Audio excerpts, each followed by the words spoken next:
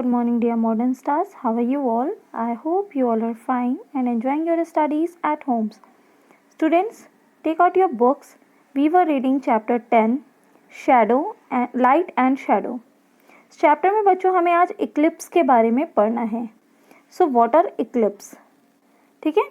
The earth and the moon are occupied or opaque objects and light cannot pass through them.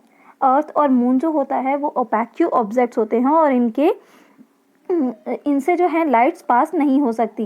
Both receive lights from sun. दोनों ही सन से अपनी light को receive करते हैं. When sunlight falls on them they cast shadow. और जब इन पे सनलाइट पड़ती है तो ये शैडो फॉर्म करते हैं. ठीक है. और इसके बाद में क्या होता है, अर्थ जो है मून की लाइट को तभी रिसीव कर पाती है जब सन उसको रिवॉल्यूट करता है. जैसे कि आप सभी जानते हैं कि सन अर्थ जो है वो सन का रिवॉल्यूशन करती है एंड मून जो है वो अर्थ का रिवॉल्यूशन करता है. सो सिमिलर वे में इसी तरीके से जब वो एक दूसरे को रिवॉल्व करते हैं और सन अर्थ और मून तीनों एक स्ट्रेट लाइन में आ जाते हैं, चाहे उन दोनों स्ट्रेट लाइन में होते हैं, तब ये इक्लिप्स फॉर्म होती है. ठीक है. और हमेशा ध्यान रखिएगा जो सनलाइट के थ्रू इक्लिप्स होती है वो कभी कभी पार्शियली होती है और कभी फुल भी हो सकती है. और शैडो बनने जो उसके पीछे की बनी हुई शैडो होती है उसे हम बोलते हैं इक्लिप्स. सो आइए पढ़ते हैं लूनर इक्लिप्स के बारे में. तो स्टूडेंट्स, लूनर इक्लिप्स तब होता है जब सन जो है अर्थ जो है वो सन और मून के मिड में आ जाती है. ठीक है.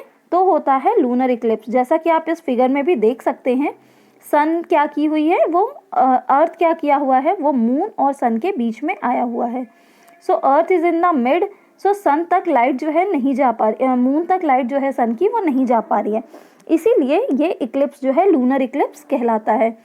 और ऐसा कब होता है, जब होता है तो बेसिकली ये जो है फुल नाइट मून लाइट में ही होता है. जिस दिन फुल मून डे होता है या नाइट होती है उसी दिन लूनर इक्लिप्स जो है वो फॉर्म होती है. और ये कभी कभी कुछ सेकंड्स के लिए, कुछ मिनट्स के लिए रहती है, मे बी कुछ आवर्स के लिए भी रह सकती है. ये जो है छोटे से बड़े टाइम पीरियड तक के लिए होता है.